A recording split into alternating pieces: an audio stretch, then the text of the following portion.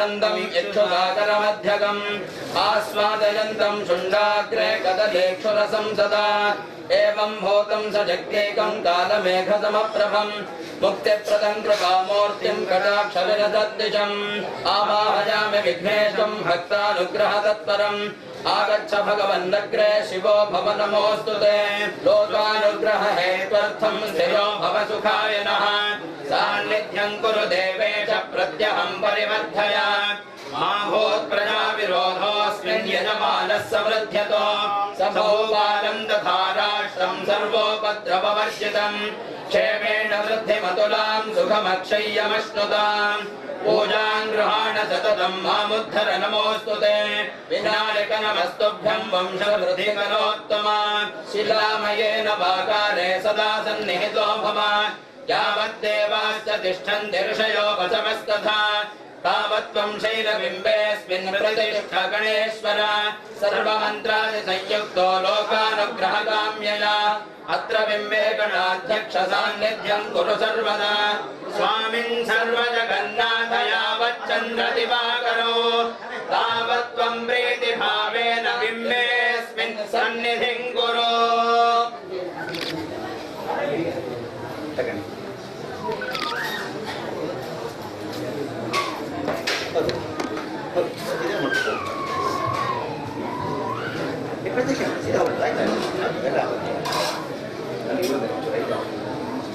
así de stage ಹೋಗುದಿ तदेव विद्याबलं देव बलं तदेव लक्ष्मीपते देङ्घ्रिजगं स्मरामि पर्यप्रजां मे गोपाय अमृतत्वाय धीमते जाताञ्च निश्यमाणाञ्च अमृते सत्ये प्रयशिषताम् यो वेदातोस्वरप्रो वेदान्ते प्रतिष्ठितः तस्य प्रकृतिरेनस्य यः परः स महेश्वरः ಪ್ರತ್ಯೇಕಿಸಲು ಮಹಾಗಣಪತಿ ದೇವಸ್ಥಾನ ವತಿಯಿಂದ ಮಾಡಿದ ಕುಂಭಾಭಿಷೇಕ ಕಾಣಿಕೆ ವಿನಾಯಕ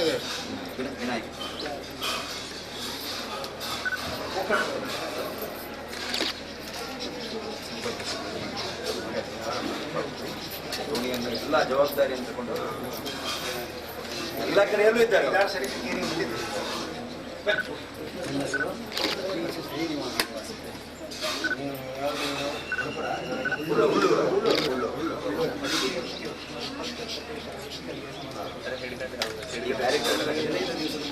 ಇಲ್ಲೇ ಸಮೀಪದಲ್ಲಿ 10,000 ಜನರಿಗೆ ಆದ್ರೆ ಅವರೇ ಏನಿದ್ರು ಕೂಡ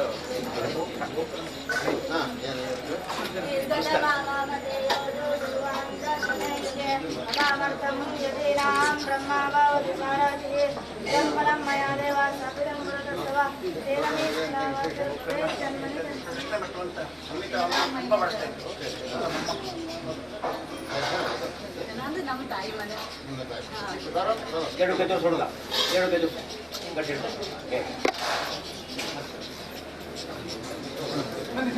ದಾರಿ ಬಿಡಿ ಸ್ವಲ್ಪ ದಾರಿ ಬಿಡಿ ಚರಣಾರವಿಂದೋ ಸಾಷ್ಟಾಂಗ ಪ್ರಣಾಮಾನ್ ಸಮರ್ಪಯಾಮಃ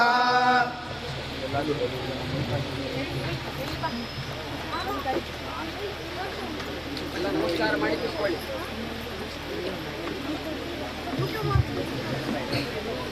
ಶ್ರೀ ಗುರುಭ್ಯೋ ನಮಃ.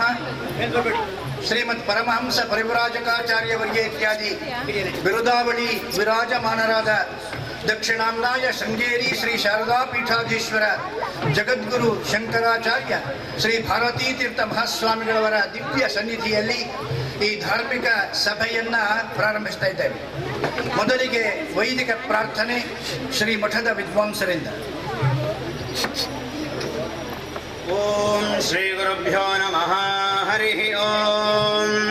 ಯತ್ ನಿಕಾಮೇ ನಿಕಾಮೇನ ಪರ್ಜನ್ಯೋ ವರ್ಷತ್ವಿತ್ಯಾಹ ನಿಕಾಮೇ ನಿಕಾಮೇ ಹವೈ ತತ್ರ ಪರ್ಜನ್ಯೋ ವರ್ಷತೆ ಯತ್ರೈತೇನ ಯಜ್ಞೇನ ಯಜಂತೆ ಫಲಿನ್ಯೋ ನ ಓಷಧಯಃ ಪಚ್ಯಂತಾಮಿತ್ಯಾಹ ಫಲಿನ್ಯೋ ಹವೈ ತತ್ರೌಷಧಯಃ ಪಚ್ಯಂತೆ ಯತ್ರೈತೇನ ಯಜ್ಞೇನ ಯಜಂತೆ ಯೋಗಕ್ಷೇಮೋ ನಃ ಕಲ್ಪತಾಮಿತ್ಯಾಹ ಕಲ್ಪತೆ ಹವೈ ತತ್ರ ಪ್ರಜಾಭ್ಯೋ ಯೋಗಕ್ಷೇಮಃ ಯತ್ರೈತೇನ ಯಜ್ಞೇನ ಯಜಂತೆ. ಹರಿ ಓಂ. ದಯವಿಟ್ಟು ಎಲ್ಲರೂ ಕೂಡ ಕೂತ್ಕೊಳ್ಬೇಕು. ಈ ಸಭಾ ಕಾರ್ಯಕ್ರಮ ಪ್ರಾರಂಭವಾಗ್ತಾ ಇದೆ. ಮೊದಲಿಗೆ ಈ ದೇವಾಲಯದ ಪರವಾಗಿ ಮತ್ತು ಊರಿನ ಸಮಸ್ತ ಜನತೆಯ ಪರವಾಗಿ ಸ್ವಾಗತದ ಕೆಲವು ಮಾತುಗಳು ವಿದ್ವಾನ್ ಕೃಷ್ಣಮೂರ್ತಿ ಬಾಯರಿ ಅವರಿಂದ.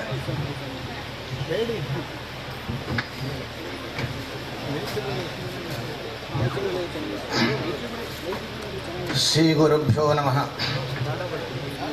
ಗುರವೇ ಸರ್ವಲೋಕಾನಾಂ ಭಿಡಜೆ ಭವರೋಗಿಣಾಂ ನಿಧಜೆ ಸರ್ವವಿದ್ಯಾನಾಂ ದಕ್ಷಿಣಾಮೂರ್ತಯೇ ನಮಃ.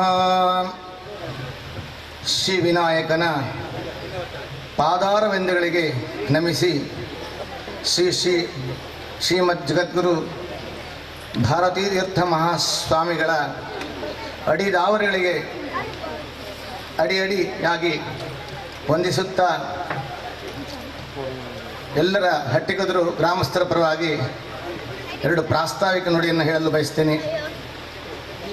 ಭಗವಂತ ಸ್ವಯಂ ಪ್ರಕಾಶ ಹಾಗೂ ಸರ್ವಾಭರಣ ಸುಂದರ ನಿತ್ಯ ತೃಪ್ತನಾಗಿದ್ದರೂ ಕೂಡ ಇವತ್ತು ಶ್ರೀ ವಿನಾಯಕನ ಒಂದು ಸೌಭಾಗ್ಯವೋ ನಮ್ಮ ಸೌಭಾಗ್ಯವೋ ಭಗವಂತನ ಸೊಬಗನ್ನು ನೋಡಲು ನಮ್ಮ ಕಣ್ಣೆರಡಲು ಸಾಲದು. ಶ್ರೀ ದಕ್ಷಿಣಾಮನಾಯ ಶಾರದಾ ಪೀಠದ ಹರೀಶ್ವರರಾದಂಥ ಅನಂತಶ್ರೀ ವಿಭೂಷಿತ ಶ್ರೀಮದ್ ಜಗದ್ಗುರು ಭಾರತೀ ತೀರ್ಥ ಮಹಾಸ್ವಾಮಿಗಳ ಅಸೀಮ ಕೃಪೆಯೋ ಎಂಬಂತೆ ನಿರ್ವಿಘ್ನವಾಗಿ ವಿಘ್ನೇಶ್ವರನ ಅನುಗ್ರಹದಿಂದ ಪರಿಪೂರ್ಣವಾದಂತಹ ಈ ಒಂದು ಪ್ರತಿಷ್ಠಾ ಮಹೋತ್ಸವ ನೆರವೇರಿದೆ. ತಾವೆಲ್ಲೂ ಕೂಡ 3-4 ದಿವಸದಿಂದ ನೋಡಿ ಕಣ್ತುಂಬ ಆನಂದವನ್ನು ಪಟ್ಟಿದ್ದೀರಿ. ಇವತ್ತು ನಿಮ್ಮ ಆನಂದದ ಸಂದೋಹಕ್ಕೆ ಎಡೆಯೇ ಇಲ್ಲ, ಮಿತಿಯೇ ಇಲ್ಲ.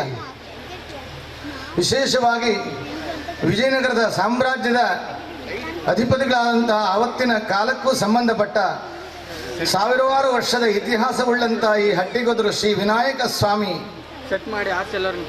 ಕಾಲಕ್ಕೆ ಬೇಕಾದ ಎಲ್ಲ ಪೂಜೆಗಳನ್ನು ಕೈಂಕರ್ಯಗಳನ್ನು ತೆಗೆದುಕೊಳ್ಳುತ್ತಾ ಮುಖ್ಯವಾಗಿ ಉಪಾಧ್ಯಾಯರ ಮನೆತನಕ್ಕೆ ಪೂಜೆಯಾಗಿ ನೇಮಿಸಿಕೊಂಡರಂತೆ.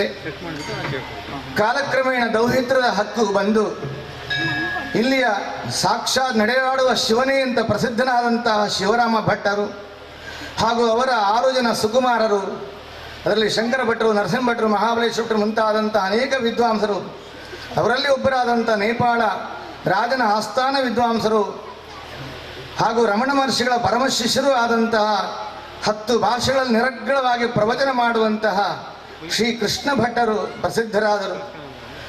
ಕಾಲಕ್ರಮೇಣ ಆ ಭಟ್ಟರ ಮನೆತನ ಹಾಗೂ ಉಡುಪರು ಹಾಗೂ ಈ ಹಟ್ಟಿಗುದರು ಗ್ರಾಮಸ್ಥರಾದಂತಹ ಉಳ್ಳೂರರು ಇವರೆಲ್ಲ ಆ ಪೂಜೆ ಕೈಂಕರ್ಯ ಅನ್ನುವಂಥದ್ದು ಒದಗಿ ಬಂದು ಮೊದಲ ಪ್ರಸಾದ ಉಡುಪರಿಗೂ ಮಂಜುನಾಥ ಉಡುಪರು ಮಾನ್ಯ ಹಾಗೂ ಅವರ ಸಹೋದರರು ಹಾಗೂ ಹಟ್ಟಿಗುದರು ಈ ಒಂದು ಉಳ್ಳೂರ ಮನೆತನ ಇವರೆಲ್ಲ 2ನೇ ಪ್ರಸಾದ ಅಂತ ಈ ಗಣಪತಿಯಲ್ಲಿ ಕೇಳಿಕೊಂಡಾಗ ಅದೇ ರೀತಿಯಲ್ಲಿ ಯಥಾವತ್ತಾಗಿ ಕಾಲಕ್ಕೆ ಸರಿಯಾದ ಪೂಜೆಗಳೆಲ್ಲ ನಡೆಯುತ್ತಾ ಬಂದು ಕಾಲಕ್ರಮೇಣ ದೇಹ ಧರ್ಮವೋ ದೇವಾಲಯ ಧರ್ಮವೋ ಎಂಬಂತೆ ಈ ಒಂದು ಜೀರ್ಣೋದ್ಧಾರ ಹೊಂದಿದಾಗ ಜೀರ್ಣೋದ್ಧಾರ ಪುನಃ ಪ್ರತಿಷ್ಠೆಯನ್ನು ಮಾಡಬೇಕಂತ ಸಂಕಲ್ಪ ಮಾಡಿಕೊಂಡು ಇಲ್ಲಿಯ ಸ್ಥಳೀಯವಾದಂಥ ಎಲ್ಲ ವಿಚಾರಗಳನ್ನು ತಿಳಿಬೇಕಂತ ವಿದ್ವತ್ ಪರಂಪರೆಯಲ್ಲಿ ಹುಟ್ಟಿಕೊಂಡು ಬಂದಂತಹ ವಿದ್ವಾಂಸರಾದ ಶ್ರೀಯುತ ವಾಸುದೇವ ಜೋಯಿಸರು ಪಂಚಾಂಕರ್ತರ ಕೇಳಿಕೊಂಡಾಗ ಆರೂಢ ಪ್ರಶ್ನೆಯ ಮೂಲಕವಾಗಿ ಇಲ್ಲಿಯ ಸಮಸ್ತವಾದಂತಹ ವಿಚಾರಗಳನ್ನು ಅವರು ಹೇಳಿರುವ ರೀತಿಯಲ್ಲಿ ಈ ಒಂದು ಪ್ರತಿಷ್ಠಾ ಮಹೋತ್ಸವ ಜರುಗುವುದೇ ಬಹಳ ಕಷ್ಟ. ಆದರೂ ಕೂಡ ವಿನಾಯಕನು ಸಹಾಯಕನಾಗಿ ಇರ್ತಾನೆ ಅಂತ ಅವರ ನುಡಿಯನ್ನು ಕೇಳಿ ಈ ಒಂದು ಕಾರ್ಯಕ್ರಮ ನಡೆಯಬೇಕಾದ್ರೆ ಜಗದ್ಗುರುಗಳ ಪಾದಧೂಳಿ ಸ್ಪರ್ಶವಾಗಲೇಬೇಕು. ಶಿಲೆಯಲ್ಲಿ ಕಲೆಯು ನೆಲೆಯಾಗಬೇಕಾದರೆ ಅವರಿಂದ ಅಮೃತ ಹಸ್ತದಿಂದ ಆ ಗಣಪತಿ ಅಭಿಷಿಕ್ತನಾಗಲೇಬೇಕು ಅಂತ ಎಲ್ಲರೂ ದೃಢ ಸಂಕಲ್ಪ ಮಾಡಿಕೊಂಡರು. ಇಲ್ಲಿ ಯಜಮಾನರ ಸುಪುತ್ರ ಆದಂಥ ಶ್ರೀನಿವಾಸ ಉಳ್ಳೂರು ಕೂಡ ಅನೇಕ ದೇವಾಲಯವನ್ನು ನೋಡಿ ನನ್ನ ಜೀವಿತ ಕಾಲ ನಾನೊಂದು ಸುಂದರವಾದ ದೇವಾಲಯ ನಿರ್ಮಾಣ ಮಾಡಲೇಬೇಕಂತ ದೃಢವಾದ ಸಂಕಲ್ಪವನ್ನು ಇಟ್ಟರು. ಅದೇ ರೀತಿಯಲ್ಲಿ ಅವರ ಕನಸು ನೆನಸಾಗಿದೆ. ಶ್ರೀಮದ್ ಜಗದ್ಗುರು ಭಾರತೀ ತೀರ್ಥ ಮಹಾಸ್ವಾಮಿಗಳ ಒಂದು ಕೃಪಾ ಕಟಾಕ್ಷದಿಂದ ನಮ್ಮ ಬಾಳ ನೌಕೆ ಕಡಲ ತೀರವನ್ನು ಮುಟ್ಟಿಯೇ ಮುಟ್ಟುತ್ತೆ, ಈ ದೋಣಿ ಎನ್ನುವುದು ದಡ ಮುಟ್ಟಿಯೇ ಮುಟ್ಟುತ್ತೆ ಅನ್ನುವಂಥ ದೃಢ ಸಂಕಲ್ಪ ಹಾಗೂ ವಿನಾಯಕನು ಪರಿಪೂರ್ಣ ಅನುಗ್ರಹ ಮಾಡ್ತಾನೆ ಎನ್ನುವಂತಹದ್ದು ಕೂಡ ಅವರಿಗೆ ಮನಸ್ಸಿಗೆ ಗೋಚರವಾಯಿತು. ಕೇವಲ ಒಂದು 48 ದಿವಸದಲ್ಲಿಯೇ ಪ್ರತಿಷ್ಠಾಪನೆ ಮಾಡಬೇಕಂತ ಸಂಕಲ್ಪವಿಟ್ಟರು. ಶ್ರೀಮದ್ ಜಗದ್ಗುರು ಭಾರತೀ ತೀರ್ಥ ಮಹಾಸ್ವಾಮಿಗಳ ದೀರ್ಘದರ್ಶಿಗಳಾದ ಕಾರಣ 4-6 ತಿಂಗಳಲ್ಲಾದರೂ ಕೂಡ ಈ ಕಾರ್ಯಕ್ರಮ ನೆರವೇರುತ್ತೆ, ನಾನು ಬಂದೇ ಬರ್ತೇನೆ, ತಾವು ದಯಮಾಡಿಸ್ತೇವೆ ಅಂತ ಯಾವ ಒಂದು ಶುಭವಾಣಿಯಿಂದ ಹರಸಿದರು. ಆವತ್ತಿನಿಂದಲೇ ಇವತ್ತಿನ ಎಲ್ಲ ಗ್ರಾಮಸ್ಥರು ಕೂಡ ವಿಶೇಷವಾದ ಪ್ರಚೋದನೆ, ಪ್ರೇರಣೆ, ಉತ್ಸುಕತೆ ಎಲ್ಲವೂ ಉಂಟಾಯಿತು. ತನು ಮನೋಧನ ಸಹಾಯ ಮಾಡುವ ಮೂಲಕ ಎಲ್ಲ ಗ್ರಾಮಸ್ಥರು ಕೂಡ ತಾವು ಕೈ ಜೋಡಿಸಿ ತಾವೆಲ್ಲರೂ ಕೂಡ ಇದಕ್ಕೆ ಭಾಗಿಗಳಾಗಿದ್ದೇವೆ. ಮಹಾಸ್ವಾಮಿಗಳ ಶ್ರೀ ವಿನಾಯಕ ಮೂರ್ತಿಯ ಪರಿಪೂರ್ಣ ಆಶೀರ್ವಾದ ಅನುಗ್ರಹ ನಾವು ಬೇಕಂತ ಸಂಕಲ್ಪ ಮಾಡಿಕೊಂಡು ಹಗಲಿರಳು ಎಡಬಿಡದೆ ಈ ನಿರಂತರವಾಗಿ ಕೆಲಸವನ್ನು ಮಾಡಿಕೊಂಡರು. ಎಷ್ಟೇ ಆಗಲಿ ತೊಂದರೆ ಇದ್ದರೂ ಕೂಡ ಗಣಪತಿ ಪರಿಪೂರ್ಣ ಅನುಗ್ರಹ, ಮಹಾಸ್ವಾಮಿಗಳ ಕೃಪಾ ಕಟಾಕ್ಷದ ಒಂದು ಆಶ್ರಯ ಇರುವ ಕಾರಣ ಎಲ್ಲ ಕಾರ್ಯಕ್ರಮ ನಿರ್ವಿಘ್ನವಾಗಿ ನೆರವೇರಿದೆ. ಅಷ್ಟೇ ಅಲ್ಲದೆ ಇವತ್ತಿನ ನಮ್ಮ ಸೌಭಾಗ್ಯ, ಈ ಹಟ್ಟಿಗರು ಒಂದೊಂದು ಮರಳು ಕೂಡ ಬಂಗಾರವಾಗಿದೆ. ಆ ಮೆಟ್ಟಿದಂತಹ ನೆಲ ಪಾವನವಾಗಿ, ಮುಟ್ಟಿದಂತಹ ಜಲವೂ ಕೂಡ ಪವಿತ್ರವಾಗಿ, ಅಭಿಷಿಕ್ತನಾದಂತಹ ಗಣಪತಿ ಪರಿಪೂರ್ಣ ಕಲೆಗಳಿಂದ ಶೋಭಿತನಾಗಿದ್ದಾನೆ. ನಮ್ಮ ನಿಮ್ಮೆಲ್ಲರ ಸೌಭಾಗ್ಯವನ್ನು ಹೇಳಲು ಈಗ ನಮ್ಮ ನಾಲಿಗೆ ಮುಂದೆ ಬರುತ್ತಾ ಇಲ್ಲ. ಹಾಗಿರುವಾಗ ಆ ವಿನಾಯಕನ ಎಷ್ಟು ಕೃಪೆ, ಮಹಾಸ್ವಾಮಿಗಳ ಎಂಥ ಒಂದು ಪರಿಪೂರ್ಣವಾದ ಆಶೀರ್ವಾದ.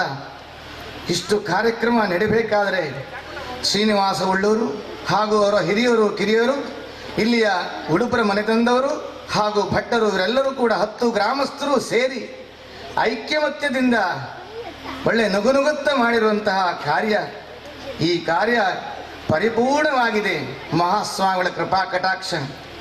ದಕ್ಷಿಣಾಮ್ನಾಯ ಶ್ರೀ ಶಾರದಾ ಪೀಠ ಅಧೀಶ್ವರರಾದಂತಹ ಅನಂತಶ್ರೀ ವಿರಾಜಮಾನರಾದಂತಹ ಶ್ರೀಮದ್ ಜಗದ್ಗುರು ಸಾಕ್ಷಾತ್ ಭಾರತೀಯ ಅವತಾರ, ಭಾರತೀಯ ಪದಭೂಷಣ, ಭಾರತೀಯ ಪದವನ್ನು ಏರಿರುವ ಅನಂತ ಶ್ರೀ ವಿಭೂಷಿತ ಶ್ರೀಮದ್ ಜಗದ್ಗುರು ಭಾರತೀ ತೀರ್ಥ ಮಹಾಸ್ವಾಮಿಗಳ ಒಂದು ಪಾದಧೂಳಿಯಿಂದ ನಮ್ಮ ಜನ್ಮವೆಲ್ಲ ಪಾವನವಾಗಿದೆ ಅಂತ ಸಂತುಷ್ಟರಾಗಿ ಅವರ ಶುಭ ನುಡಿಯನ್ನು ಕೇಳಿ ಕರುಣಾನಂದ ಪಡೆಯಬೇಕು, ಆನಂದ ಸಾಗರದಲ್ಲಿ ತೇಲಾಡಬೇಕಂತ ಎಲ್ಲ ಕಿಕ್ಕಿರಿದ ರೀತಿಯಲ್ಲಿ ಜನಸಂದಣಿ ನಾವು ನೋಡ್ತಾ ಇದ್ದೇವೆ. ಇಂತಹ ಒಂದು ಶ್ರೀ ವಿನಾಯಕ ದೇಗುಲಕ್ಕೆ ಪಾದಾರ್ಪಣೆ ಮಾಡಿ ತಮ್ಮ ಅಮೃತಮಯವಾದಂತಹ ಹಸ್ತದಿಂದ ಆ ಮಹಾಸ್ವಾಮಿಗೆ ಅಭಿಷೇಕ ಮಾಡುವ ಮೂಲಕ ನಮ್ಮನ್ನೆಲ್ಲ ಹರಿಸಬೇಕು ಅಂತ ತಿಳಿದು ಕೃಪಾಪೂರ್ಣರಾಗಿ ಇಲ್ಲಿಗೆ ದಯಮಾಡಿಸಿದ್ದಾರೆ. ಶ್ರೀಮದ್ ಜಗದ್ಗುರು ಅನಂತ ಶ್ರೀ ವಿಭೂಷಿತ ಶ್ರೀ ಭಾರತೀ ತೀರ್ಥ ಮಹಾಸ್ವಾಮಿಗಳ ಚರಣಾರವಿಂದಗಳಿಗೆ ಸಾಷ್ಟಾಂಗ ಪ್ರಣಾಮಗಳನ್ನು ಎಲ್ಲರ ಪರವಾಗಿ ನಾನು ಕೋರುತ್ತಾ ಅವರಿಗೆ ವಿಶೇಷವಾದ ಸ್ವಾಗತವನ್ನು ಬಯಸ್ತಾ ಇರ್ತೇನೆ.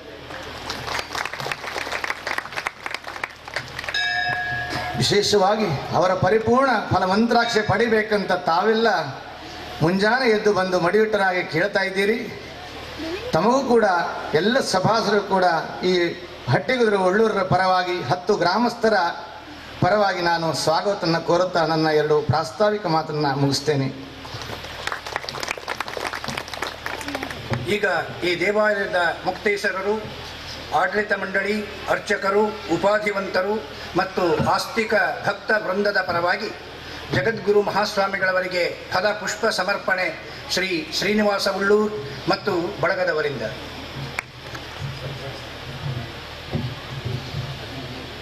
ಯೋ ವೇದಾದೌ ಸ್ವರಃ ಪ್ರೋಕ್ತ ವೇದಾಂತೆ ಚ ಪ್ರತಿಷ್ಠಿತಃ ತಸ್ಯ ಪ್ರಕೃತಿಲೀನಸ್ಯ ಮಹೇಶ್ವರಃ.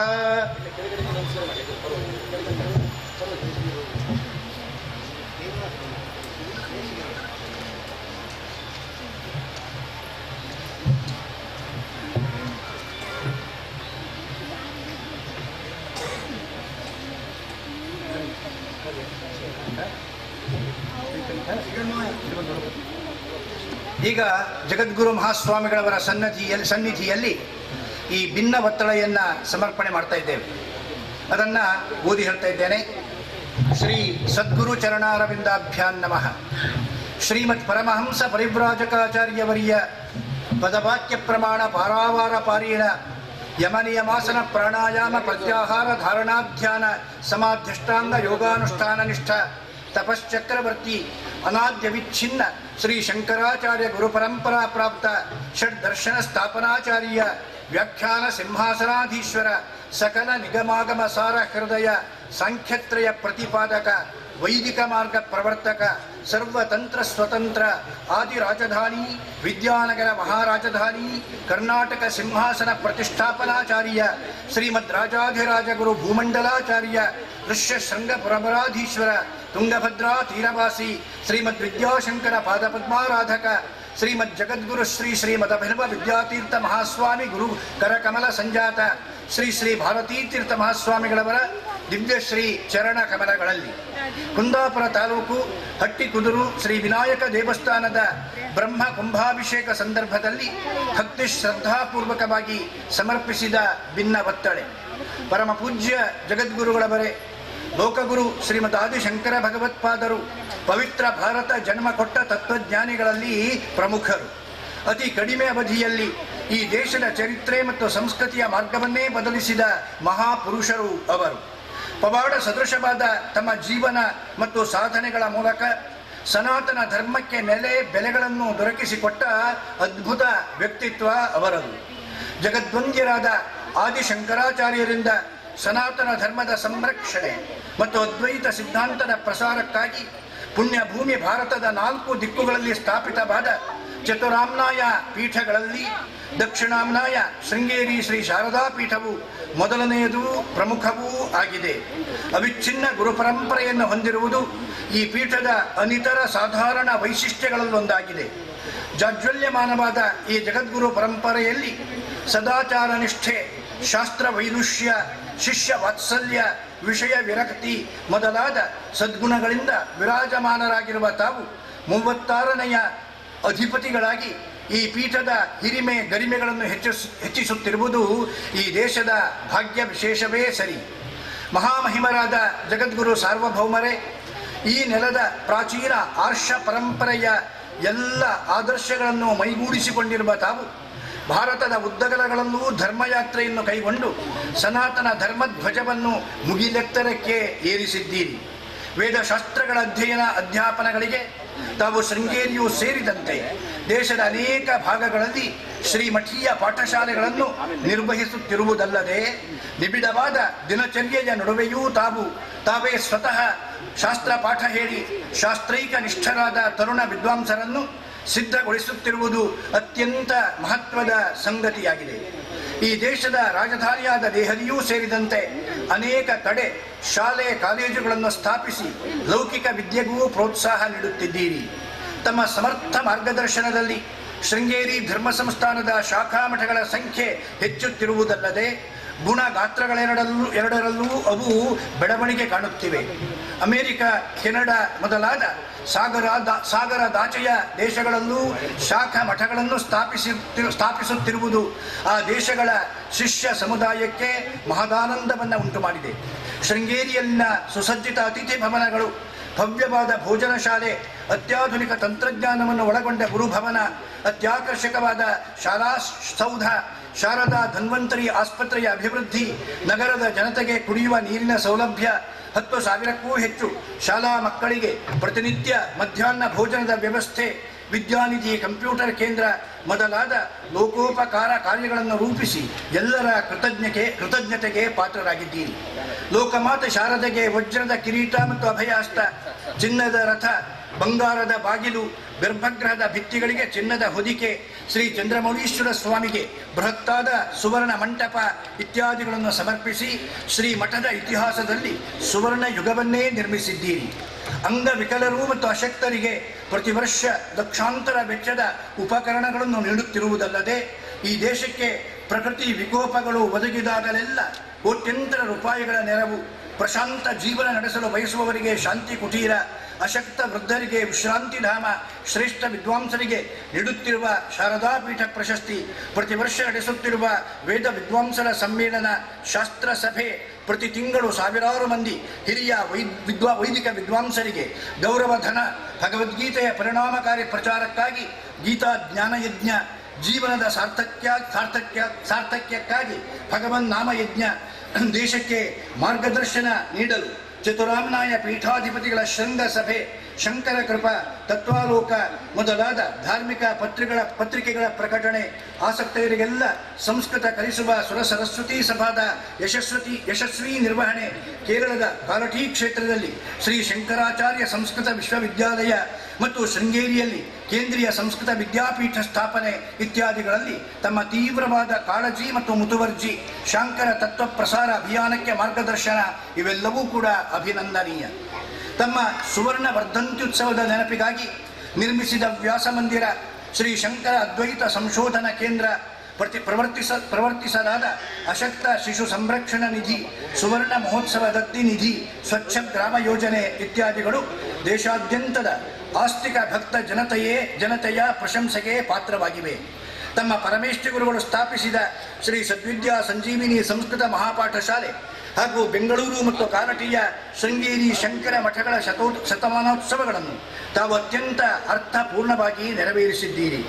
ತಮ್ಮ ಷಷ್ಠ್ಯಬ್ದಿ ಪೂರ್ತಿ ವರ್ಷದಲ್ಲಿ ನಡೆಸಲಾದ ಶೃಂಗೇರಿ ಧರ್ಮ ಸಂಸ್ಥಾನದ ಇತಿಹಾಸದಲ್ಲೇ ಮೊದಲನೆಯದಾದ ಅಯುತ ಚಂಡೀ ಮಹಾಯಾಗ ಮತ್ತು ಇತರ ಧಾರ್ಮಿಕ ಕಾರ್ಯಕ್ರಮಗಳು, ನೂತನವಾಗಿ ನಿರ್ಮಿಸಲಾದ ಶಿಲಾಮಯ ಶಂಕರಾಚಾರ್ಯ ದೇವಾಲಯ, ಪ್ರವರ್ತಿಸಿದ ಶಂಕರಾಚಾರ್ಯ ರಥೋತ್ಸವ, ಸುಸಜ್ಜಿತ ಅತಿಥಿ ಗೃಹ ಇವೆಲ್ಲ ಅತ್ಯಪೂರ್ವ ಕೊಡುಗೆಗಳು. 2012 ಫೆಬ್ರವರಿ 26ರಿಂದ 2013 ಏಪ್ರಿಲ್ 5ರವರೆಗೆ 13 ತಿಂಗಳ ಕಾಲ ದಕ್ಷಿಣ ಭಾರತದಾದ್ಯಂತ ಮತ್ತೊಮ್ಮೆ ವಿಜಯ ಯಾತ್ರೆ ಮಾಡಿ ಜನರಲ್ಲಿನ ಧಾರ್ಮಿಕ ಪ್ರಜ್ಞೆಯನ್ನು ಜಾಗೃತಗೊಳಿಸಿದ್ದೀರಿ. ನಂತರ ಶಿಷ್ಯ ಜನರ ಪ್ರಾರ್ಥನೆಯಂತೆ ಉತ್ತರ ಕರ್ನಾಟಕ, ದಕ್ಷಿಣ ಕನ್ನಡದ ಕೆಲವು ಭಾಗ, ಕೇರಳದ ಕೆಲವು ಊರುಗಳು ಮೊದಲಾದ ಕಡೆ ಧರ್ಮಯಾತ್ರೆ ಕೈಗೊಂಡು ಅನೇಕ ಲೋಕೋಪಕಾರ ಕಾರ್ಯಗಳನ್ನು ಕೈಗೊಂಡಿರಿ. ಇದೀಗ ಸುಮಾರು 127 ಅಡಿ ಎತ್ತರದ ಕಲಾತ್ಮಕವಾದ ರಾಜಗೋಪುರವು ನಿರ್ಮಾಣಗೊಂಡಿದ್ದು, ಜೂನ್ 1ರಿಂದ 13ರವರೆಗೆ ಅದರ ಪ್ರತಿಷ್ಠಾಂಗವಾಗಿ ಅನೇಕ ಧಾರ್ಮಿಕ ಮತ್ತು ಸಾಂಸ್ಕೃತಿಕ ಕಾರ್ಯಕ್ರಮಗಳು ನಡೆಯಲಿದ್ದು, ಅವುಗಳಲ್ಲಿ ಭಾಗವಹಿಸಿ ಕೃತಾರ್ಥರಾಗಲು ದೇಶಾದ್ಯಂತದ ಭಕ್ತರೆಲ್ಲ ಶೃಂಗೇರಿಗೆ ಆಗಮಿಸಲಿದ್ದಾರೆ. ಸನಾತನ ಧರ್ಮದ ಪರಮೋಚ್ಚ ಪ್ರತಿನಿಧಿಗಳೇ, ವಾರಾಹಿ ನದಿಯು ಸೃಷ್ಟಿಸಿರುವ ದ್ವೀಪವಾದ ಹಟ್ಟಿ ಕುದುರಿನ ಈ ವಿನಾಯಕ ದೇವಸ್ಥಾನವು ಪ್ರಾಯಶಃ 11-12ನೇ ಶತಮಾನದ ದೇವಾಲಯ. ವಿಜಯನಗರದ ಅರಸರ ಕಾಲದಲ್ಲಿ ಪುನರ್ನಿರ್ಮಾಣಗೊಂಡ ಈ ದೇವಸ್ಥಾನದ ಎತ್ತರದ ಪಾಣಿಪೀಠದಲ್ಲಿ ವಿನಾಯಕನನ್ನು ಪ್ರತಿಷ್ಠಾಪಿಸಲಾಗಿದೆ. ಚಂದ್ರಶಾಲೆ, ಮುಖಮಂಟಪ, ಗರ್ಭಗೃಹ ಪ್ರಾಕಾರಗಳನ್ನು ಹೊಂದಿದ ಮಧ್ಯಮ ಶ್ರೇಣಿಯ ಈ ದೇವಾಲಯವು ತಮ್ಮ ಪರಿಪೂರ್ಣ ಆಶೀರ್ವಾದ ಮತ್ತು ಊರ ಪರವೂರ ಭಕ್ತ ಜನರ ಸಹಕಾರದೊಂದಿಗೆ ಶಿಲಾಮಯವಾಗಿ ಪುನರ್ನಿರ್ಮಾಣಗೊಂಡಿದೆ. ಈ ಕ್ಷೇತ್ರದ ಭಕ್ತರೆಲ್ಲರ ಆಗ್ರಹಪೂರ್ವಕ ಪ್ರಾರ್ಥನೆಗೆ ಮಾನ್ಯತೆ ನೀಡಿ ನಿಬಿಡ ಕಾರ್ಯಕ್ರಮಗಳ ನಡುವೆಯೂ ಅವಕಾಶ ಮಾಡಿಕೊಂಡು ಇದೇ ಮೊದಲ ಬಾರಿಗೆ ತಾವು ಇಲ್ಲಿಗೆ ಚಿತ್ತೈಸಿ ನೂತನ ಶಿಲಾಮಯ ಗರ್ಭಗೃಹದ ಬ್ರಹ್ಮ ಕುಂಭಾಭಿಷೇಕ ನಡೆಸುತ್ತಿರುವುದು ನಮ್ಮೆಲ್ಲರ ಸುಕೃತ ವಿಶೇಷವೇ ಸರಿ. ಶಿಷ್ಯ ಚಿತ್ತಾಪಹಾರಕರೇ, ಶಿಷ್ಯ ಜನರ ಹಿತಕ್ಕಾಗಿ ಸತತವಾಗಿ ಪರಿಶ್ರಮಿಸುತ್ತಿರುವ ತಾವು ಶಿಷ್ಯ ಚಿತ್ತಾಪಹಾರಕರೇ ಆಗಿದ್ದೀರಿ. ತಮ್ಮ ಪಾದದ ಸ್ಪರ್ಶದಿಂದ ಈ ದ್ವೀಪಾಂತರ ಪ್ರದೇಶವೆಲ್ಲ ಪಾವನಗೊಂಡಿದೆ. ತಮ್ಮ ಅನುಗ್ರಹ ಆಶೀರ್ವಾದಗಳು ನಮಗೆಲ್ಲ ರಕ್ಷಾ ಕವಚವಾಗಲಿ.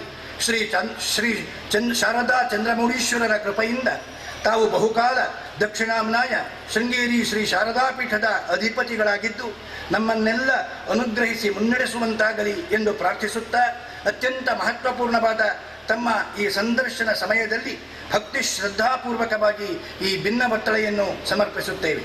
ಮುಕ್ತೇಶ್ವರರು, ಆಡಳಿತ ಮಂಡಳಿ, ಅರ್ಚಕರು, ಉಪಾಧಿವಂತರು ಮತ್ತು ಆಸ್ತಿಕ ಭಕ್ತವೃಂದ, ಜಯನಾಮ ಸಂವತ್ಸರದ ವೈಶಾಖ ಕೃಷ್ಣ ದ್ವಾದಶಿ 25 ಮೇ 2014 ಮಾನ್ಯರಾಗಿರ್ತಕ್ಕಂತಹ ಉಡುಪರು, ಶ್ರೀಕಂಠ ಉಡುಪರು ದಯವಿಟ್ಟು ಬಂದು ಇದನ್ನು ಜಗದ್ಗುರುಗಳವರಿಗೆ ಸಮರ್ಪಣೆ ಮಾಡಬೇಕು ಅಂತ ವಿನಂತಿಸ್ತಾ ಇದ್ದೇನೆ.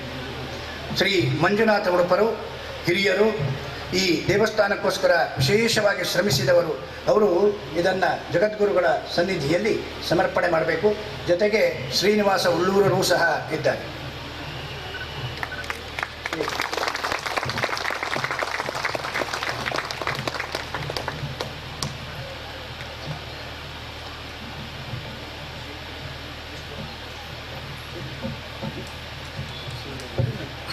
ಇದೀಗ ನೀವೆಲ್ಲ ನಿರೀಕ್ಷಿಸ್ತಿರ್ತಕ್ಕಂತಹ ಕಾರ್ಯಕ್ರಮ ಪರಮ ಪೂಜ್ಯ ಜಗದ್ಗುರು ಮಹಾಸ್ವಾಮಿಗಳವರಿಂದ ಆಶೀರ್ವಚನ.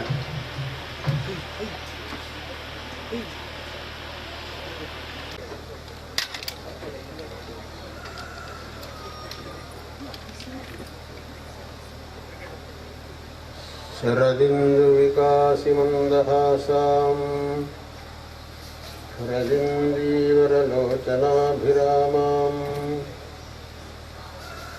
ಅರವಿಂದ ಸಮಾನ ಸುಂದರಾಸ್ಯಾಂ ಅರವಿಂದಾಸನ ಸುಂದರೀಮುಪಾಸೆ.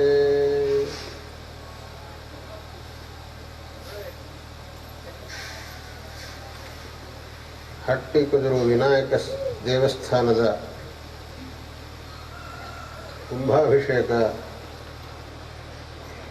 ಇವತ್ತಿನ ದಿನ ಇಲ್ಲಿ ನೆರವೇರಿದೆ.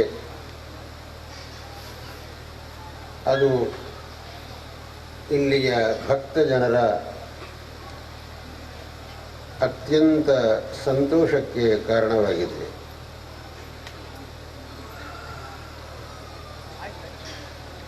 ನಮ್ಮ ದೇಶದಲ್ಲಿ ಪ್ರತಿಯೊಂದು ಊರಿನಲ್ಲೂ ಒಂದು ದೇವಾಲಯ ಅಂತನ್ನೋದಿದ್ದೇ ಇರುತ್ತದೆ. ದೇವಾಲಯವಿಲ್ಲದ ಊರೆಂಬುದು ನಮ್ಮ ಭಾರತದಲ್ಲಿ ಇಲ್ಲ.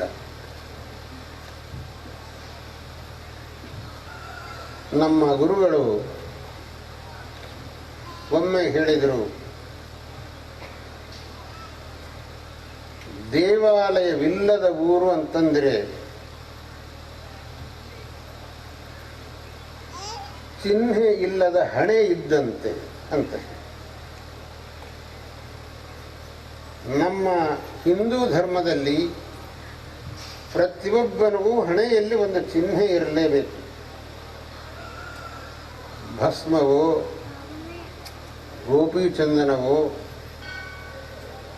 ಊರ್ಧ್ವಪುಂಡ್ರವೋ, ಕುಂಕುಮವೋ, ಯಾವುದಾದರೂ ಒಂದು ಚಿಹ್ನೆ ಹಣೆಯ ಮೇಲೆ ಇರಬೇಕು. ಅದು ಇಲ್ಲದಿದ್ದರೆ ಅವನಿಗೆ ನಾವು ಹೀಯಾಳಿಸ್ತೀವಿ. ಅದೇ ರೀತಿಯಾಗಿ ದೇವಾಲಯವಿಲ್ಲದ ಗ್ರಾಮವು ಶೂನ್ಯ ಲಲಾಟದಂತೆ ಅಂತ ನಮ್ಮ ಗುರುಗಳು ಹೇಳ್ತಾರೆ. ಯಾತಕ್ಕೆ ಒಂದು ಗ್ರಾಮಕ್ಕೆ ದೇವಾಲಯ ಬೇಕು ಅಂತ ಕೇಳಿದರೆ, ಮನುಷ್ಯನ ಜೀವನದಲ್ಲಿ ಸುಖ ದುಃಖ ಎಂಬುದು ಒಂದರ ನಂತರ ಒಂದು ಬರ್ತಾ ಇರುತ್ತೆ. ಈ ಮನುಷ್ಯ ಜನ್ಮ ಬಂದಿರುವುದೇ ಪುಣ್ಯ ಪಾಪಗಳು ಎರಡರ ಫಲವಾಗಿ. ಕೇವಲ ಪುಣ್ಯಕರ್ಮವನ್ನೇ ಮಾಡಿದ್ದರೆ ದೇವತೆಯಾಗಿ ಹುಟ್ಟಬಹುದಾಗಿತ್ತು. ಕೇವಲ ಪಾಪಕರ್ಮವನ್ನೇ ಮಾಡಿದರೆ ನರಕದಲ್ಲಿ ಹುಟ್ಟಬಹುದಾಗಿತ್ತು. ಪುಣ್ಯ ಪಾಪ ಎರಡನ್ನೂ ಮಾಡಿದ್ದರಿಂದಲೇ ಮನುಷ್ಯನಾಗಿ ಹುಟ್ಟಿದ್ದೆ. ಶುಭೈರಾಪ್ನೋತಿ ದೇವತ್ವಂ ನಿಷಿದ್ಧೈರ್ನಾರಕೀಂತನಂ ಉಭಾಭ್ಯಾಂ ಪುಣ್ಯಪಾಪಾಭ್ಯಾಂ ಮಾನುಷ್ಯನ್ ಲಭತೆ ವಶಃ ಅಂತ ಶಾಸ್ತ್ರ ಹೇಳಿ. ಪುಣ್ಯ ಪಾಪಗಳು ಎರಡನ್ನೂ ಮಾಡಿದವನು ಮನುಷ್ಯನಾಗಿ ಹುಟ್ಟುತ್ತಾನೆ. ಹಾಗಾಗಿ ನಾವು ಈ ಮನುಷ್ಯ ಜನ್ಮದಲ್ಲಿ ನಾವು ಹಿಂದೆ ಮಾಡಿರತಕ್ಕಂತಹ ಪುಣ್ಯ ಮತ್ತು ಪಾಪ ಎರಡರ ಫಲವನ್ನು ಅನುಭವಿಸಬೇಕಾಗಿದೆ. ಪುಣ್ಯದ ಫಲ ಸುಖ, ಪಾಪದ ಫಲ ದುಃಖ. ಸುಖವನ್ನು ಅನುಭವಿಸುವಾಗ ಎಲ್ಲವರಿಗೂ ಬಹಳ ಸಂತೋಷವಾಗಿರುತ್ತೆ. ಆ ಸುಖಾನುಭವ ಸಮಯದಲ್ಲಿ ದಿನಗಳು ಕಳೆದಿದ್ದೇ ಗೊತ್ತಾಗುವುದಿಲ್ಲ. ಆದರೆ ದುಃಖವನ್ನು ಅನುಭವಿಸಬೇಕಾಗಿ ಬಂದಾಗ ಮಾತ್ರ ಮನುಷ್ಯನಿಗೆ ಒಂದೊಂದು ನಿಮಿಷವನ್ನು ಕಳೆಯುವುದು ಬಹಳ ಕಷ್ಟತರವಾಗಿರುತ್ತೆ. ಆ ದುಃಖ ಅಂತನ್ನುವುದು ಮನುಷ್ಯನಿಗೆ ಅಷ್ಟೊಂದು ಬೇಡವಾದದ್ದು. ಬೇಡವಾದದ್ದೇನೋ ಹೌದು, ಆದರೆ ಅದನ್ನು ನಾವು ಅನುಭವಿಸದೇ ಬೇರೆ ನಿರ್ವಾಹವಿಲ್ಲ ಅಂತಾಗಿದೆ. ಯಾಕೆ? ಅದಕ್ಕೆ ಕಾರಣವಾದ ಪಾಪಕರ್ಮವನ್ನು ಮಾಡಿದ್ದೆ. ಆ ದುಃಖ ಅನುಭವ ಸಮಯದಲ್ಲಿ ನಮಗೇನು ತೋರುತ್ತೆ ಅಂತ ಕೇಳಿದರೆ, ಈ ದುಃಖವನ್ನು ಯಾರಾದರೂ ಪರಿಹರಿಸಿಯಾರ? ಯಾರನ್ನ ಆಶ್ರಯಿಸಿದರೆ ಈ ದುಃಖವನ್ನು ನಾವು ಪರಿಹರಿಸಿಕೊಳ್ಳಬಹುದು ಎಂಬತಕ್ಕಂತಹ ಒಂದು ಯೋಚನೆ ನಮ್ಮ ಮನಸ್ಸಿಗೆ ಬರುತ್ತದೆ. ಅದು ಸಹಜ ಮನುಷ್ಯನಿಗೆ. ಯಾರಿಗೆ ಆದರೂ ಕಷ್ಟ ಬಂದಾಗ ಈ ಕಷ್ಟದಿಂದ ನಾನು ಪಾರಾಗುವುದು ಹೇಗೆ, ಯಾರನ್ನು ಆಶ್ರಯಿಸಿದರೆ ನಾನು ಈ ಕಷ್ಟದಿಂದ ಪಾರಾಗುತ್ತೇನೆ ಅಂತ ಭಾವನೆ ಬರುವುದು ಸಹಜ. ಅಂತಹ ಮನಸ್ಸಿಗೆ ಭಾವನೆ ಬಂದಾಗ ಆಗ ನಾವು ಆಶ್ರಯಿಸಬೇಕಾದಂತಹ ಒಂದೇ ಒಂದು ಸ್ಥಾನ ಅಂತಂದರೆ ಆ ಭಗವಂತನ ಸ್ಥಾನ. ಆ ಭಗವಂತನಿದ್ದಲ್ಲಿಗೆ ನಾವು ಹೋಗಿ ನಮ್ಮ ದುಃಖವನ್ನು ತೋಡಿಕೊಂಡರೆ ಆ ಭಗವಂತ ನಮ್ಮ ದುಃಖಕ್ಕೆ ಒಂದು ಪರಿಹಾರೋಪಾಯವನ್ನು ಸೂಚಿಸ್ತಾನೆ ಅಂದರೆ ಎದುರಿಗೆ ಬಂದು ಹೇಳುತ್ತಾನೆ ಅಂತ ಅರ್ಥವಲ್ಲ. ಶಾಸ್ತ್ರದಲ್ಲಿ ದೇವರು ನಮಗೆ ಅನುಗ್ರಹ ಮಾಡುವುದಂತಂದರೆ ಏನು ಎಂಬ ಪ್ರಶ್ನೆಗೆ ಉತ್ತರ ಕೊಟ್ಟರು. ದೇವರು ನಮಗೆ ಅನುಗ್ರಹ ಮಾಡುವುದು ಅಂತಂದರೆ ನಮ್ಮ ಎದುರಿಗೆ ಬಂದು ಹೇಳುವುದಲ್ಲ. ದೇವರು ಹಾಗೆ ನಿಮ್ಮ ಎದುರಿಗೆ ಬರುವುದಿಲ್ಲ. ಬಹುಮಂದಿಗೆ ಅದೊಂದು ಪ್ರಶ್ನೆ, ಯಾಕೆ ನಮ್ಮ ಎದುರಿಗೆ ದೇವರು ಬರುವುದಿಲ್ಲ? ನಿಮ್ಮೆದುರಿಗೆ ಯಾಕೆ ದೇವರು ಬರುವುದಿಲ್ಲ ಅಂತಂದರೆ, ನಿಮ್ಮೆದುರಿಗೆ ದೇವರು ಬರಬೇಕಾದರೆ ಎಂತಹ ಯೋಗ್ಯತೆ ಬೇಕೋ ಅಂತಹ ಯೋಗ್ಯತೆ ನಿಮ್ಮಲ್ಲಿ ಇಲ್ಲ.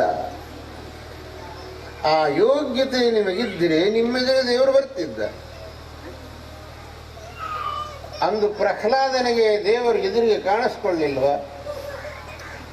ಧ್ರುವನಿಗೆ ಕಾಣಿಸ್ಕೊಳ್ಳಿಲ್ವಾ? ಧ್ರುವ ಚಿಕ್ಕ ಹುಡುಗ, ಅವನಿಗೆ ತನ್ನ ತಂದೆಯ ಪ್ರೀತಿ ಸಿಕ್ಕಲಿಲ್ಲ. ಅವನ ಮಲತಾಯಿಯ ಮಗ ತನ್ನ ತಂದೆಯ ತೊಡೆ ಮೇಲೆ ಕುಳಿತಿದ್ದ. ಆ ಭಾಗ್ಯ ಅವನಿಗೆ ಸಿಕ್ಕಲಿಲ್ಲ. ಅದಕ್ಕೋಸ್ಕರ ಅವ ಭಗವಂತನನ್ನು ಆಶ್ರಯಿಸಿದ. ಭಗವಂತ ಅವನ ತಪಸ್ಸಿಗೆ ಮೆಚ್ಚಿ ಪ್ರತ್ಯಕ್ಷನಾಗಿ ನಿನಗೇನು ಬೇಕು ಅಂತ ಕೇಳಿದ. ಅದಕ್ಕೆ ಧ್ರುವ ಹೇಳಿದ, ನಾನು ತಪಸ್ಸಿಗೆ ಕೂರಬೇಕಾದ್ರೆ ನನ್ನ ಮನಸ್ಸಲ್ಲಿ ಒಂದು ಆಸೆ ಇತ್ತು. ನನ್ನ ತಂದೆಯ ತೊಡೆಯ ಮೇಲೆ ನನಗೆ ಸ್ಥಾನ ಸಿಕ್ಕಲಿಲ್ವಲ್ಲ, ಅದು ಆ ಸ್ಥಾನ ಬೇಕೆಂಬ ಆಸೆ ನಾನು ತಪಸ್ಸಿಗೆ ಕೂರುವ ಮೊದಲು ನನ್ನ ಮನಸ್ಸಿನಲ್ಲಿತ್ತು. ಈಗ ಆ ಆಸೆ ಹೊರಟೋಗಿದೆ. ಆ ಧ್ರುವನ ಮಾತನ್ನು ನಾವು ಕೇಳಬೇಕಾದ್ರೆ, ಸ್ಥಾನಾಭಿಲಾಷಿ ತಪಸಿ ಸ್ಥಿತೋಹಂ ತ್ವಾಂ ಪ್ರಾಪ್ತವಾನ್ ದೇವ ಮುನೀಂದ್ರ ಗುಹ್ಯಂ ಕಾಚಂ ವಿಚಿನ್ವನ್ನಪಿ ದಿವ್ಯರತ್ನಂ ಸ್ವಾಮಿನ್ ಕೃತಾರ್ಥೋಸ್ಮಿ ವರನ್ನ ಯಾಚೆ. ಒಬ್ಬ ದಾರಿ ಹೋಗ ಒಂದು ಗಾಜಿನ ಚೂರು ಸಿಕ್ಕುತ್ತಾ ಅಂತ ಹುಡುಕ್ತಾ ಹೋದ. ಒಂದು ರತ್ನವೇ ಸಿಕ್ಕಿ ಬಿಡ್ತವನಿಗೆ. ಆ ರತ್ನ ಸಿಕ್ಕಿದ ಮೇಲೂ ಸಹ ತಿರ್ಗಾ ಅವ ಗಾಜಿನ ಚೂರಿಗಾಗಿ ಹೋಗ್ತಾನ? ಹೋಗುವುದಿಲ್ಲ. ಕಾಚಂ ವಿಚಿನ್ವನ್ನಪಿ ದಿವ್ಯ ರತ್ನಂ. ಹಾಗೆ ನಾನು ನನ್ನ ತಂದೆಯ ತೊಡೆಯ ಮೇಲೆ ಸ್ಥಾನಕ್ಕಾಗಿ ನಿನ್ನನ್ನು ಕುರಿತು ತಪಸ್ಸು ಮಾಡಿದ್ದೇನೋ ಹೌದು. ಆದರೆ ಎಂಥೆಂಥವರಿಗೂ ಸಿಕ್ಕದೇ ಇರತಕ್ಕಂಥ ನಿನ್ನ ದರ್ಶನ ನನಗೆ ಸಿಕ್ಕಿದೆ. ತ್ವಾಂ ಪ್ರಾಪ್ತವಾನ್ ದೇವ ಮುನೀಂದ್ರ ಗುಹ್ಯಂ. ಭಗವಂತನ ದರ್ಶನ ಸಿಕ್ಕುವುದು ಸಾಮಾನ್ಯವಲ್ಲ. ಭಗವಂತ ಅರ್ಜುನನಿಗೆ ವಿಶ್ವರೂಪವನ್ನು ತೋರಿಸಿ ಒಂದು ಮಾತು ಹೇಳ್ತಾನೆ, ಸುದುರ್ದರ್ಶಮಿದಂ ರೂಪಂ ದೃಷ್ಟವಾನಸಿ ಯನ್ಮಮ ದೇವಾಪ್ಯಸ್ಯ ರೂಪಸ್ಯ ನಿತ್ಯಂ ದರ್ಶನಕಾಂಕ್ಷಿಣ. ಅತ್ಯಂತ ದುರ್ಲಭವಾದ ನನ್ನ ರೂಪವನ್ನು ನೀನು ನೋಡಿದ್ದಿ. ಈ ರೂಪವನ್ನು ನೋಡಲು ದೇವತೆಗಳು ಸದಾ ತವಕಿಸುತ್ತಾ ಇರುತ್ತಾರೆ. ದೇವಾ ಅಪ್ಯಸ್ಯ ರೂಪಸ್ಯ ನಿತ್ಯಂ ದರ್ಶನ ಕಾಂಕ್ಷಣ. ಹಾಗಾಗಿ ಭಗವಂತನು ನಮ್ಮ ಎದುರಿಗೆ ಬರಬೇಕಾದರೆ ನಾವು ಅಷ್ಟೊಂದು ಯೋಗ್ಯತೆಯನ್ನು ಪಡೆದವರಾಗಿರಬೇಕು. ನಮಗಂತಹ ಯೋಗ್ಯತೆ ಇಲ್ಲ, ಹಾಗಾಗಿ ನಮ್ಮ ಎದುರಿಗೆ ಭಗವಂತ ಬರುವುದಿಲ್ಲ. ಇನ್ನೊಂದು ಕಡೆಗೆ ನಾನು ಒಂದು ತಮಾಷೆ ಹೇಳಿದೆ, ಭಗವಂತ ಅಂತಂದರೆ ನಮ್ಮ ಭಾವನೆ ಹೇಗೆ ಅಂತಂದರೆ ಅವನು ಸರ್ವಜ್ಞ ಸರ್ವಶಕ್ತ, ಕ್ಷಣ ಮಾತ್ರದಲ್ಲಿಯೇ ಏನನ್ನು ಬೇಕಾದರೂ ಮಾಡಲಿಕ್ಕೆ ಸಾಮರ್ಥ್ಯ ಶಕ್ತಿ ಉಳ್ಳವನು ಅಂತ. ಅಂತಹ ಭಗವಂತ ನಮ್ಮೆದುರಿಗೆ ಬಂದರೆ ನಾವು ಅವನನ್ನು ಸುಮ್ಮನೆ ಬಿಡ್ತೇವ? ಒಬ್ಬ ಸಾಮಾನ್ಯ ಮಂತ್ರಿಗಳು ನಮ್ಮೆದುರಿಗೆ ಬಂದರೆ ಅವರಿಗೆ ನಾವು ಇಷ್ಟುದ್ದ ಮನವಿಯನ್ನು ಸಲ್ಲಿಸ್ತೇವೆ. ನಮಗೆ ಈ ಕೆಲಸ ಆಗಬೇಕು, ಆ ಕೆಲಸ ಆಗಬೇಕು, ಇದಾಗಬೇಕು, ಅದಾಗಬೇಕು ಅಂತೇಳಿ ಇಷ್ಟುದ್ದ ಮನವಿ ಸಲ್ಲಿಸ್ತೇವೆ. ಒಬ್ಬ ಸಾಮಾನ್ಯ ಮಂತ್ರಿ, ಭಗವಂತನ ದೃಷ್ಟಿಯಲ್ಲಿ ಮಂತ್ರಿ ಇರತಕ್ಕಂತಹ ಯೋಗ್ಯತೆ ಎಷ್ಟು. ಅಂತಹ ಭಗವಂತನೇ ನಮ್ಮ ಎದುರಿಗೆ ಬಂದು ಇನ್ನು ಎಷ್ಟು ದೊಡ್ಡ ಪಟ್ಟಿಯನ್ನು ತಯಾರು ಮಾಡ್ಕೊಂಡು ಹೋಗ್ತೀವಿ ಆ ಭಗವಂತನ ಹತ್ತಿರ. ಯಾಕೆಂದರೆ ಕ್ಷಣ ಮಾತ್ರದಿಂದ ಏನು ಬೇಕಾದರೂ ತಯಾರಿಸಲಿಕ್ಕೆ ಸಾಧ್ಯ ಇರ್ತಕ್ಕಂಥವನಲ್ಲಿ ಭಗವಂತ. ಭಗವಂತ ಬಂದ ಕೂಡ ಸ್ವಾಮಿ ಮೊದಲು ಆ ಕಲ್ಪವೃಕ್ಷ ನಮ್ಮ ಮನೆ ಹಿತ್ತಲಲ್ಲಿ ತಂದಿಡಿ, ಆ ಕಾಮಧೇನು ನಮ್ಮ ಗೋಶಾಲೆಯಲ್ಲಿ ತಂದಿಡಿ, ಆ ಚಿಂತಾಮಣಿಯನ್ನು ನಮಗೆ ಕೊಡಿಸಿ ಅಂತ ಶುರು ಮಾಡೋದಿಲ್ವ? ಅದಕ್ಕೋಸ್ಕರ